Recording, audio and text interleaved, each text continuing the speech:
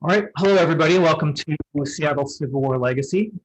This afternoon, we're proud to have Rich Condon from Civil War Pittsburgh as our guest. We're going to discuss the relationship between a number of prominent Seattle, Bothell specifically, if you're familiar with this area, Civil War veterans, city pioneers, important figures that were all very intimately related with the Pittsburgh area in the Civil War, and in particular, and this is sort of a rarity because we have a lot of Pennsylvania infantrymen, but there's a small group of them that were particularly involved in the 54th Emergency Militia, which involved the Civil War Defenses of Pittsburgh. It's a unique thing. It's not something we see a lot of in Civil War veterans. This kind of different type of service, not a standard infantry, cavalry, navy kind of service. And that is Rich Condon's specialty, obviously, with Civil War Pittsburgh. So we have him here today to kind of explain what this particular and interesting role is for these soldiers who, the town of Bothell that here is named after the family of Bothels, and they were, in fact, defenders of Pittsburgh during the war. So we're going to have Rich kind of tell us a little bit more about them in Pittsburgh, Civil War in general, and then specifically about the defenses and the roles and a unique experience that these veterans would have had there before they wound up in Seattle 2 or 3 decades after the war. So, Rich, maybe you can start off by giving us a little background on you and how you started and what you're doing and all that. Sure, and thanks for having me. It's a pleasure to be here. Civil War Pittsburgh started in December of 2018, so it's a fairly, I guess you could say, newer venture. Mhm. And what really kind of sparked it was the fact that, especially Pittsburghers and myself included, have a lot of pride in where we're from. Mhm. If you look at the sports world, for example, the Sure. Pittsburgh Steelers probably have the largest fan base in the NFL. And if you've ever met someone from Pittsburgh, you'll probably Yeah. know it in the first 5 minutes. Yeah. They'll let you know. Well, us in Seattle found out in I don't know what year it was exactly when we lost to Pittsburgh in the Super Bowl. We learned the scope of the fan base in Pittsburgh that weekend for sure. Yeah. Yeah, so it's something we take a lot of pride in, and then that's not just limited to the sports world. It kind of trickles into the history world as well. Mm. Um, Pittsburgh has a very deep-seated history. If you walk around the city of Pittsburgh, you'll see a lot of industrial history. You'll see a lot of French and Indian War history. But one thing that a lot of people don't realize is that Pittsburgh is steeped in Civil War history as well. We're a couple hundred miles away from the closest battlefield, Mm-hmm. but that doesn't mean that Pittsburgh didn't play a significant role during the Civil War. And they're also deeply touched by the war, just like many other northern and southern cities. Mm-hmm. Um, so Pittsburgh in particular, though, there's always a couple things that I like to touch on when doing these kind of programs, such as Allegheny Arsenal, the site of the largest industrial disaster of the American Civil War, killing 78 civilians, and the Civil War defenses of Pittsburgh. People who live in the city, and keep in mind Pittsburgh is a rapidly growing major city. There's a lot of new people coming to town, that don't realize the history that surrounds the city. Mm-hmm. And a physical form of that is the Civil War defenses of Pittsburgh, which we'll get a little more into here in a little bit. But there's actually 37 earthen forts that were erected around the city of Pittsburgh in the summer of 1863, Mm-hmm. right before Lee's invasion of Pennsylvania. So, why were there forts built around the city? And what's left of them? Well, there's not a whole lot left. There's a couple that I'll show you here. I have a slideshow that I'll be pulling up. Okay. But there's a couple left. They are kind of physical relics from this great scare that was kind of spreading across Pennsylvania in June of 1863. Yeah. And let me do a screen share here real quick.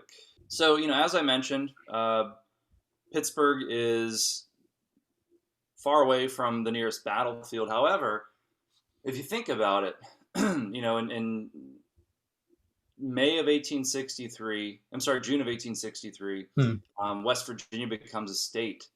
Before that, though, Pittsburgh in the southwestern corner of Pennsylvania sits near what would be considered enemy territory. We're right near Virginia. Hmm. Today, if you were to take a drive from Pittsburgh to the West Virginia border, it only takes you about 40 minutes. It's not Hmm. very far. An enemy force could quickly get to the city of Pittsburgh from the Virginia border, especially Confederate cavalry, Yeah. which was a big fear for Western Pennsylvanians, that Confederate cavalry might move through that part of Yeah. Pennsylvania toward Pittsburgh. Well, there was Confederate cavalry activity in Ohio, all right, prior to that. So did that sort of Well, the instigate any of this alarm, or was it just going to happen anyway, because of the Virginia aspect? earlier in 1863, they were worried about Confederates coming from the west, Hmm. and that fear is actually realized after the Gettysburg campaign, and later in July of 1863, when John Hunt Morgan's guys are captured Hmm. in eastern Ohio. Yeah. Um, but why would any Confederates look at Pittsburgh and say, "Hey, I think we should capture that city. This would be detrimental to our cause." Hmm. Well, Pittsburgh, as I mentioned, is an industrial city. I mentioned you had the Allegheny Arsenal positioned in the Lawrenceville neighborhood. Allegheny Arsenal, had existed since the War of 1812. They're producing, manufacturing, cartridges and accoutrements and things like that for the Union Army, Hmm. and shipping it mostly to Western theater armies. And Sure. if you look at the map I've pictured here, you can see that Pittsburgh is the start of the Ohio River. This is where the Allegheny Monongahela rivers meet Hmm. and form basically a superhighway, the Ohio River, heading out west. This map, by the way, also shows you the different defenses that were constructed around Pittsburgh in '63. But this this excerpt from the Pittsburgh Post-Gazette in 1894, in particular, kind of points out, outlines, why would Pittsburgh be a strategic point for any army. Um, they actually say its capability for being fortified was so great that a commission of United States engineers who made an examination on this point in June of '61, right at the start of the war, Hmm. pronounced it the strongest position they ever knew in the country. For anybody who's ever been to Pittsburgh, if you were to stand on, say, Mount Washington on the southern edge of the city, you can see from that point the entire city is surrounded by hills, mountains, and basically sits right there at the point where the rivers meet. Hmm. So it'd be, if you had formidable fortresses, it'd be an easy place to defend. Yeah. So, as Lee's army is preparing to, launch a second invasion in the North, if you will, in the summer of 1863, people in Pennsylvania are starting to go into a panic. Hmm. Andrew Curtin is actually going to issue a statewide emergency. We'll get to this in a little bit, but he's going to call for troops to be recruited, emergency militia troops to be recruited Uh-huh. across the state of Pennsylvania. And people are going to start building defenses around not just Pittsburgh, but actually Harrisburg. They're going to prepare some defenses near Philly. Even Cincinnati in Ohio is going to be preparing defenses. Oh, okay. So Pittsburgh's not alone. Yeah. So June 9th, 1863,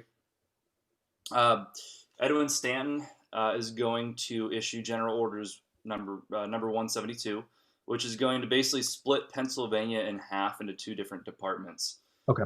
So you have the Department of the Susquehanna, which will be eastern Pennsylvania, about Harrisburg to Philly. That's going to be under the direction of Darius Couch.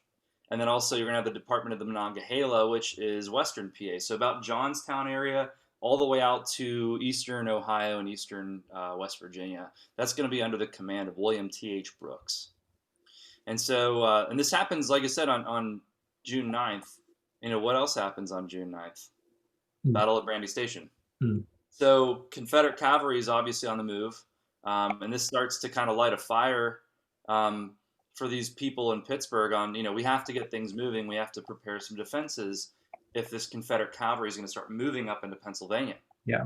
So they're kind of trying to keep tabs on Confederate cavalry, but as most people know, Lee can't even keep tabs on his own cavalry. So Hmm. imagine how scared people in Western PA are at this Yeah. point. And is this, what of this is informed by what happened in 1862 in Maryland? Like, is that, or are they just sort of repeating? Is it improved on that? Is it a different system from what As far as, reaction they had to the Maryland campaign in Pennsylvania?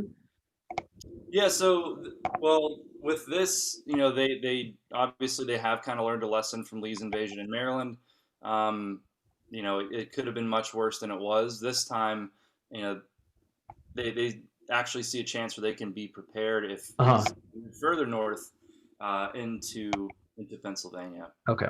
Um, and as I mentioned, William T.H. Brooks is going to take over command of the Department of the Monongahela. His headquarters are going to be based in the city of Pittsburgh. And actually, he's being dispatched from the defenses of Washington, D.C., which is kind of where you see, these two departments in Pennsylvania are going to be kind of piecemealed from what they can spare in Washington, which isn't Mm-hmm. much. So you have Brooks taking command, but then you also have John Barnard, who's an engineer from the Civil War Defenses of Washington. He oversaw the construction of those defenses. He's going to be sent to Pittsburgh as well for a brief time to start overseeing the construction of these defenses too. And this is also in June of '63 when This when is he all goes. taking place Okay. very quickly in June of '63. Yeah. Okay. So this is actually from Edwin Stanton to William T.H. Brooks, who's staying at the Monongahela House in downtown Pittsburgh. And this dispatch from June 10th, the day after the department's created, he says, "Intelligence received this evening of the enemy's designs makes it certain that you cannot be too early or too busily at work, as Pittsburgh will certainly be the point aimed at by Stuart's raid, which may daily be expected. You should frankly inform the people of Pittsburgh that they must be at work." And so this is where they start to really scramble to get things together.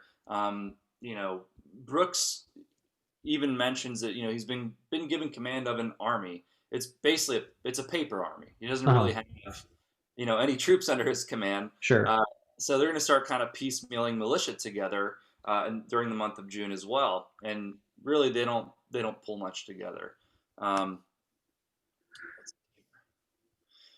Thomas Howe, Assistant Adjutant General of Western Pennsylvania, has a heavy hand in trying to recruit soldiers to occupy the defenses that are going to be constructed as well. June 17th, he says, "I desire again to call upon all the good citizens of Western Pennsylvania capable of bearing arms to enroll themselves immediately into military organizations and report to me for duty. If we would stay the march of the invader, we must be prepared to admonish him that we are fully organized and ready to receive him in a manner becoming freemen, who cherish time-honored institutions in defense of which so many of our sons and brothers have already offered their lives in a willing sacrifice. Let us emulate their glorious example, and never let it be written of us that we have proved recreant in the hour of danger." So, by June 17th, when they're starting to actively or try to actively recruit soldiers in Western Pennsylvania, the defense is already underway. They actually start work on the defenses as early as June 14th.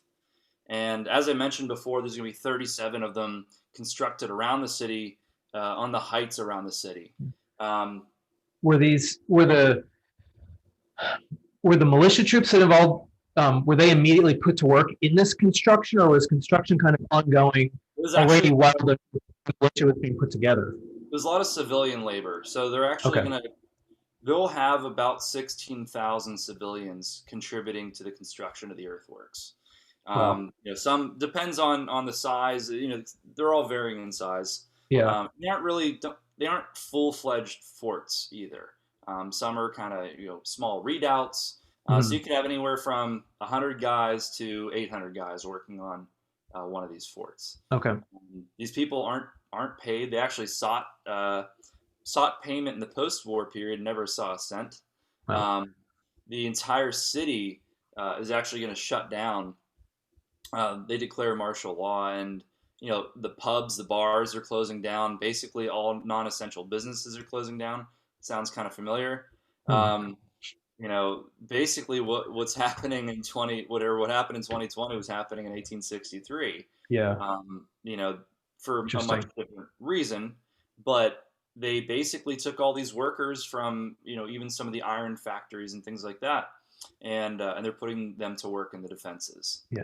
So How it's does it's it's a citywide effort. how does that differ from how the defenses, the more well-known, I guess, defenses in Washington? Was that more an army project versus this being a really civilian undertaking, like you Yeah, explained? you see mostly army units that are constructing those defenses, Okay. and then they have laborers that are brought in for that as well.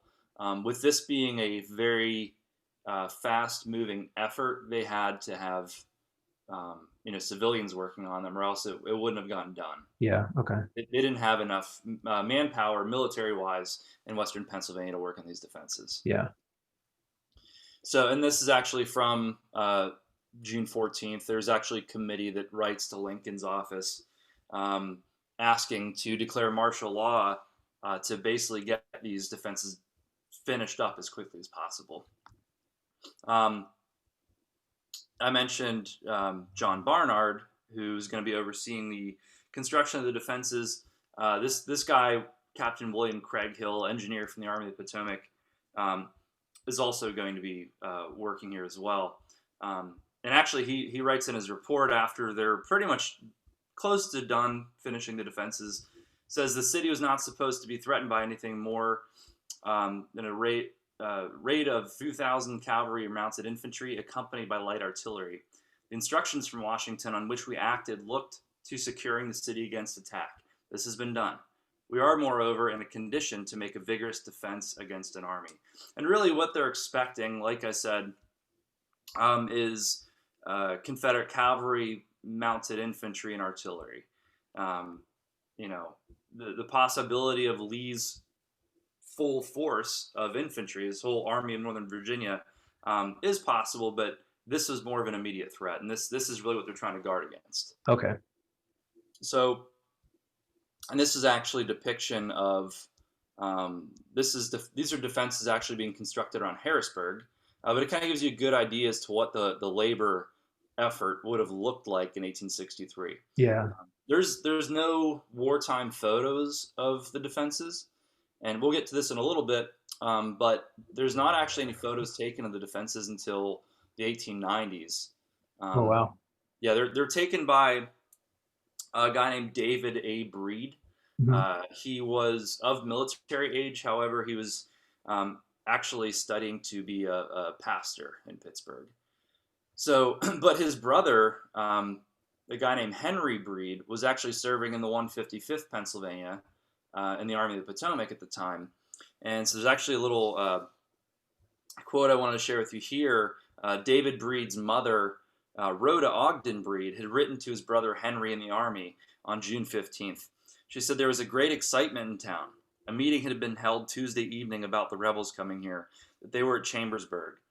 And this morning, all the factories and boundaries and works of all kinds were stopped to have their men work on fortifications. And they are now at work on Heron's Hill and out at Turtle Creek.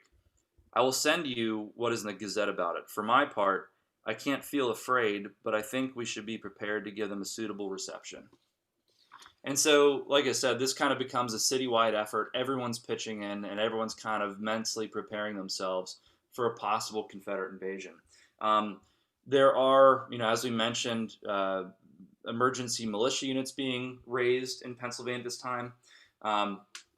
For the Department of the Monongahela, you're going to have the 54th to the 58th Pennsylvania Emergency Militias being raised and trained in the various camps that kind of are scattered about the city of Pittsburgh.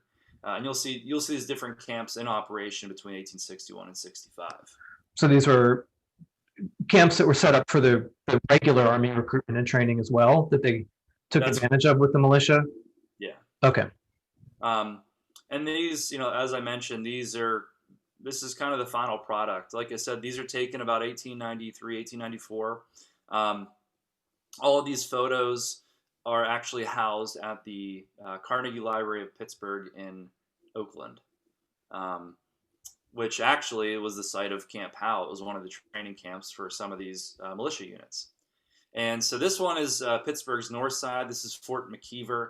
You can see it's fairly sizable. This is taken right down the hill from the fort itself. There are some remnants of this fort actually still in Pittsburgh's north side. There's some rifle pits that are still there actually today. And this kind of gives you a better idea of the scale of some of these fortifications. And, you know, it's something that people reflected on in the post-war period, you know, seeing these different fortifications that were erected and never used. Honestly, I haven't really found any evidence that they're really occupied either, at least very long, if there were any. You know, I don't believe they actually got any artillery into these defenses. I think that was going to be kind of a last-minute call. Wow. Okay. You know, as I mentioned, you have Allegheny Arsenal, but you also have Fort Pitt Foundry in Pittsburgh Strip District that was making kind of larger guns. So if a Confederate force showed up and they really needed to drag guns up the hill to these fortifications, they could do it quickly.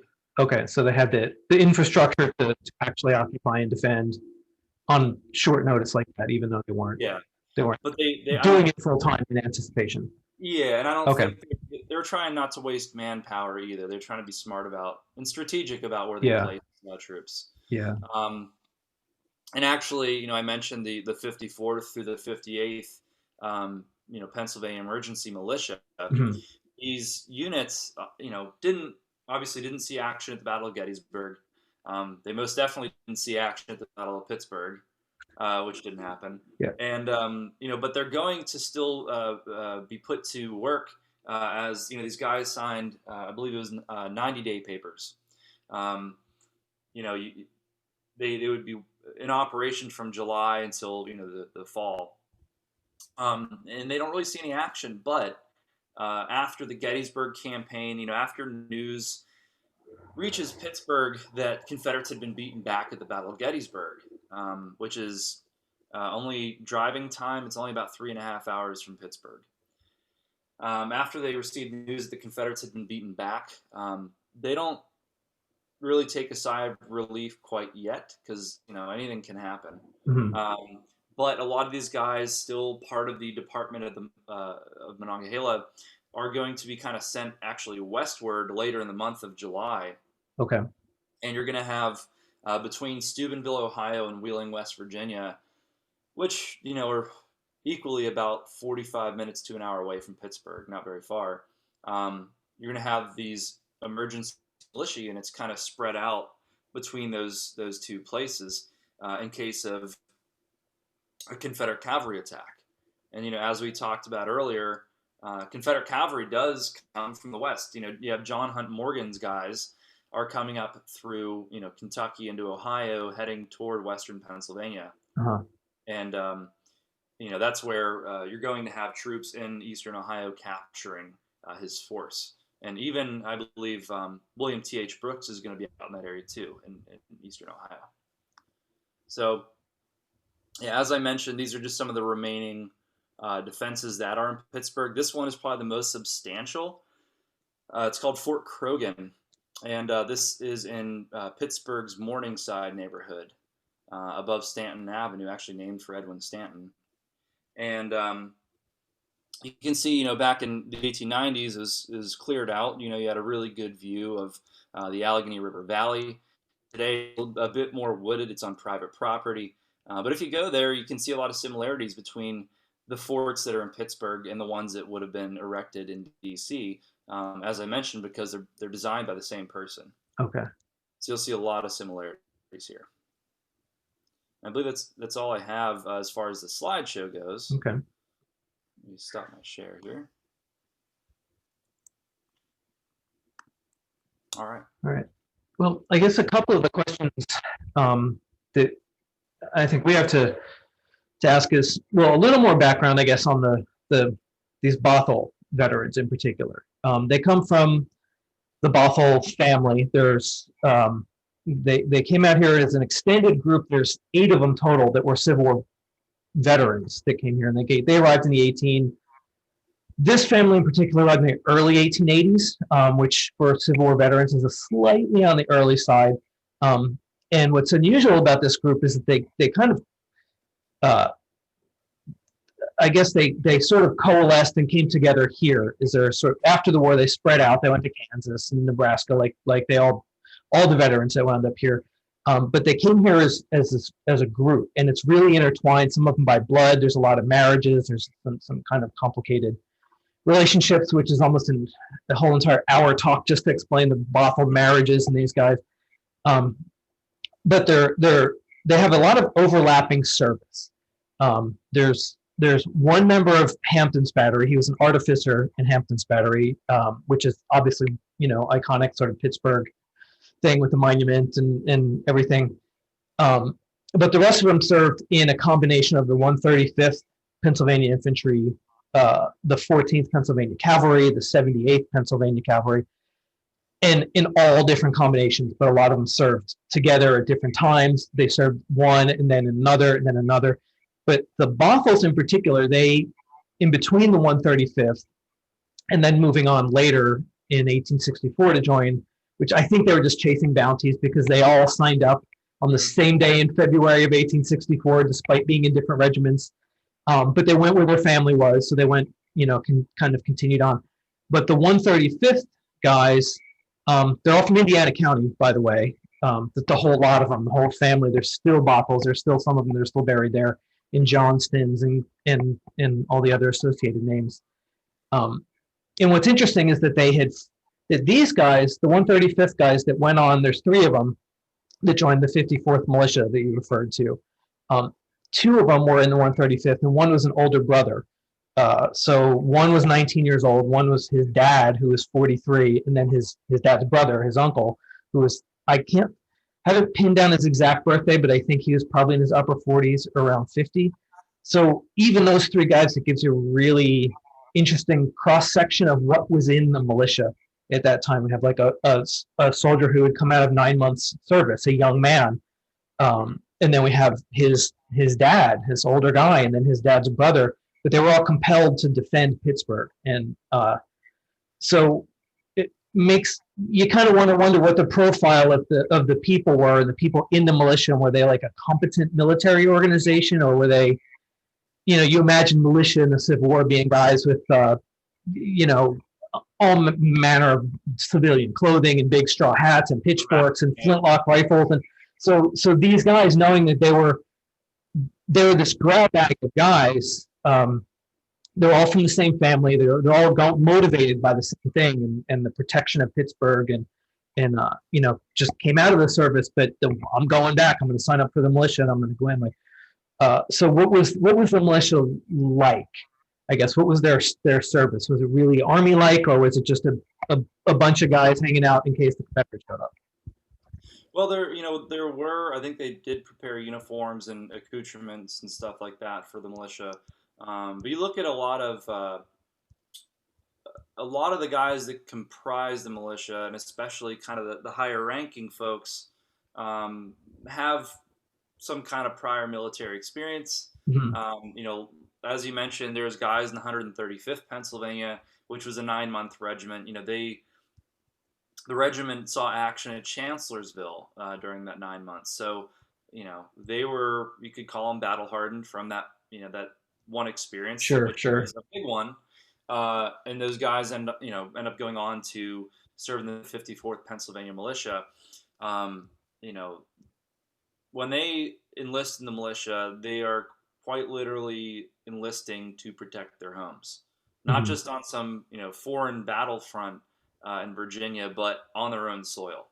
And so you see, for example, some of these guys also were in other units earlier on in the war. Maybe were given a medical discharge. Okay. Wounded earlier on. A couple of good examples would be Robert Galway. He was in I believe it was the 9th Pennsylvania Reserves.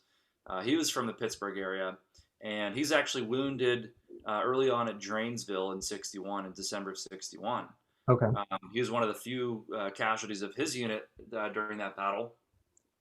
Interestingly, there's a Civil War, or Civil. I get so used to prefacing everything Civil War. There's another Drains. He was the only man that was captured at Drainesville. It wound up here in Seattle as well. Oh wow! Kind of interesting. Yeah, he was exchanged 1-for-1 for a Confederate soldier by order of Stanton, I believe. It's really interesting to look at it in the records.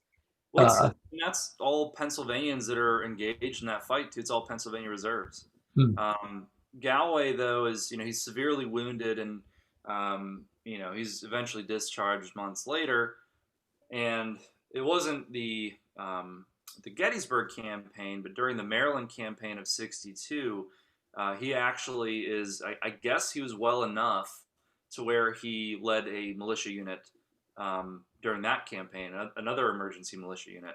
And I believe they actually got written permission to leave the state, because these emergency militia units, their job was basically to be like a home guard. Yeah.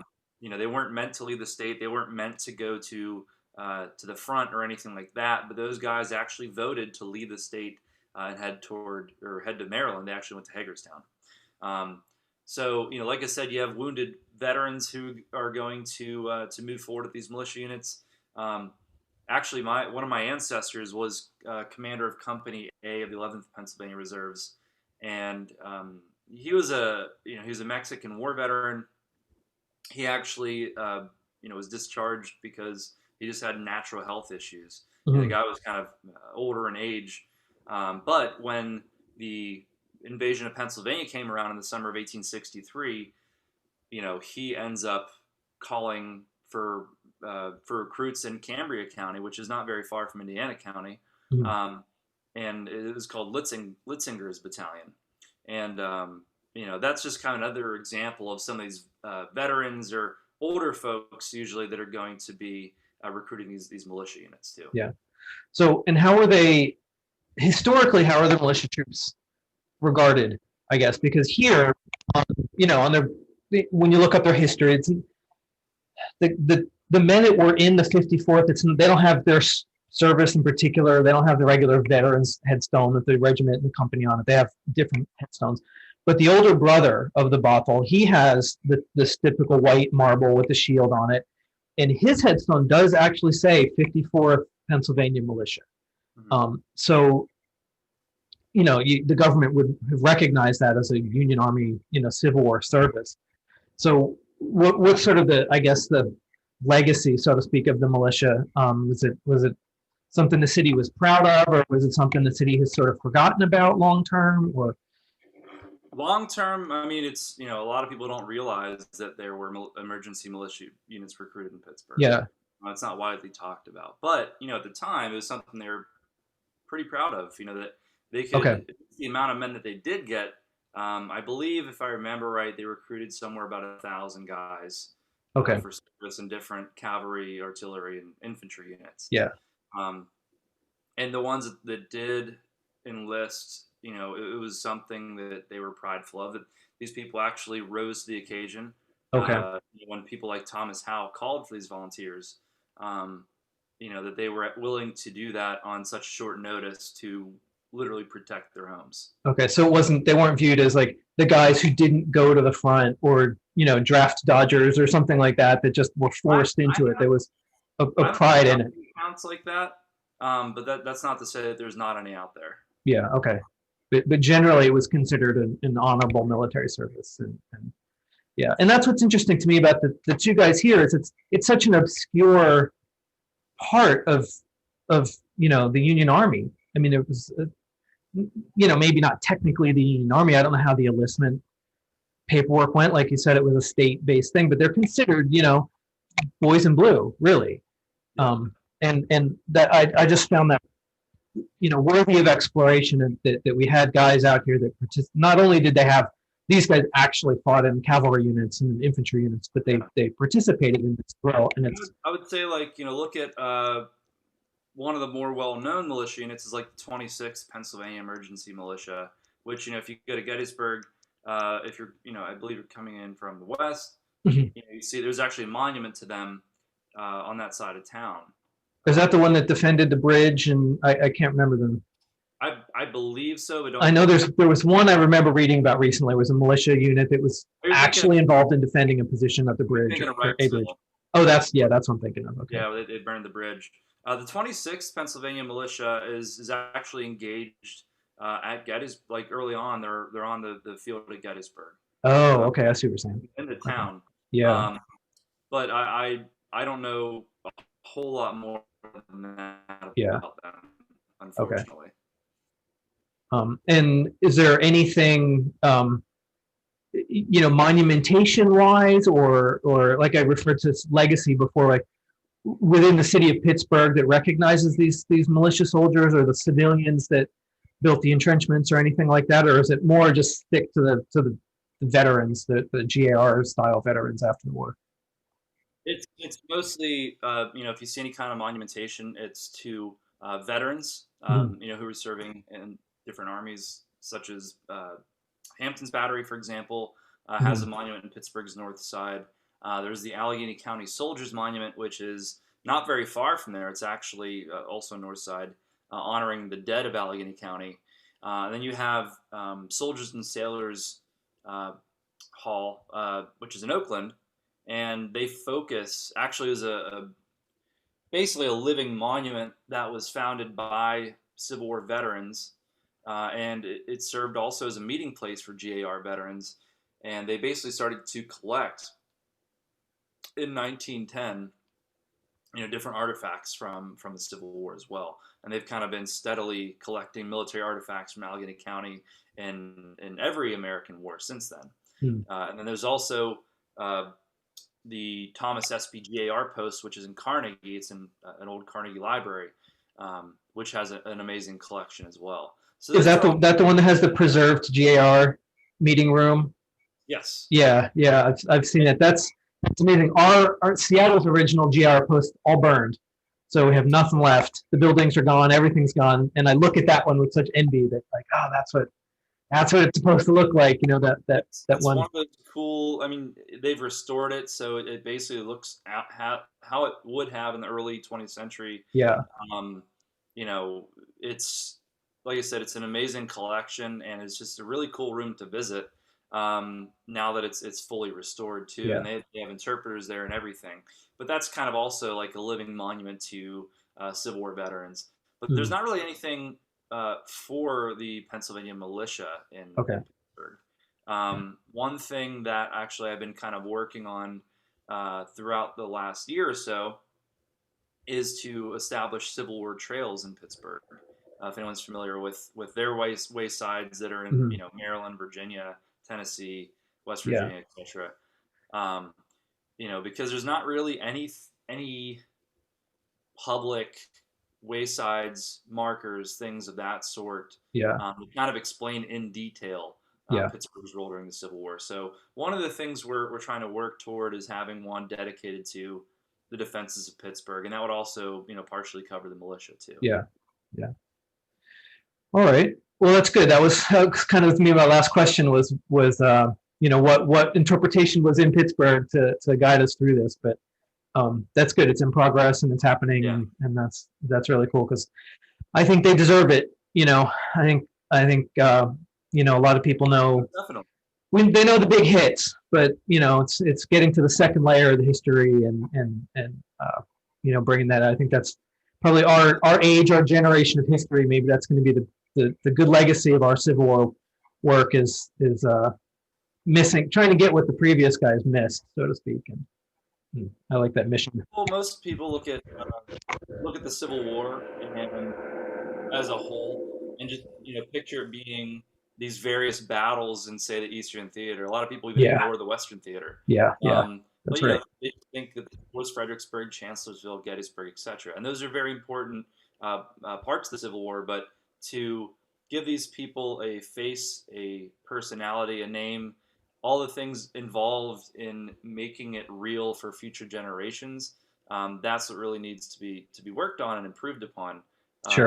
Cities like Pittsburgh. I mean, places like Gettysburg and where these large engagements took place, interpretation has been done there for a long time, and it's been done very well. Yeah. whether through in-person programming or through waysides and markers and things like that. Now we're kind of digging in a little bit deeper and finding the stories in places like Seattle and Pittsburgh. Yeah. Yeah. It's an interesting challenge because you're right. People sort of just Civil War, it just goes to Gettysburg and I mean, beyond, it's hard to get beyond that much, really, to be honest, to like you said, the Western Theater or the Trans-Mississippi or the stuff that happened in the Southwest, that's, but I think where we have an audience in a place like Pittsburgh and it's their home and we can introduce them to what the things that happened there and the people that are there, that those things, they brought the history back home to Pittsburgh, in Seattle eventually, much later. And yeah, that's why I like what Civil War Pittsburgh is about. It's because it's away from the mud and the blood, as I've heard it put, and it's interesting history. It puts faces and lives, not just faces like a tintype of the veterans that were in this, but you start to look at their life, and the militiamen are a great example of, a young man and his dad and his older brother. They all did other things, but they were compelled to do that, and that's, you got to appreciate that just as much as the guy in the 1st Minnesota who charged at Gettysburg, and they were all motivated by the same thing. And they're just people like you and I who lived during a really extraordinary time. And did extraordinary things. Yeah. But it's important to learn the full story. Yeah. Well, so if anybody who's watching this from our Seattle audience wants to find your work, where do we direct them? I know a lot of this is going to be through Facebook, so that's going to be the first part. But tell us how to find you. We're on a couple different platforms. You can find Civil War Pittsburgh on Facebook. We do also have Twitter and Instagram, but also if you're looking for some more substantial stories that are a bit more in depth than things posted to those platforms, you can go to www.civilwarpittsburgh.com. All right. And mine is for any Pennsylvania audience that's catching this and is interested in I believe we have about 100 Pennsylvania veterans that wound up here in Seattle. There's in total, right here in the Seattle area, around 1,000 veterans that are buried, that spent the end of their, they started usually or later when they were arriving. There's about 1,000 of them that wound up here, and 100 or so are Pennsylvania troops of every theater, every. So we, like with the Pittsburgh side, we try to tell their stories as much as possible. So, I think we'd like to visit with you more, because the 14th, all these guys that were in the militia, there's 5 of them were in the 14th Pennsylvania Cavalry, and 2 of them that were in 78th Pennsylvania Infantry, and have some incredible stories, which I think we'd like to share. But I do want to dig more into the of those veterans that were in Pennsylvania and their assorted services. We have Gettysburg veterans, Gettysburg wounded. There's guys that were Vicksburg and everywhere, and we would like to dig into that more. So Civil War Legacy is the website and the Facebook page, and we cover the stuff in Seattle as well as talk about wartime with folks like Rich. And we appreciate everybody's watching, and check out Rich's work and keep track of it. There's lots and lots of stuff. It's pretty interesting, and you can learn about our Seattle veterans histories. So thanks for watching. Take care. Thanks for having me.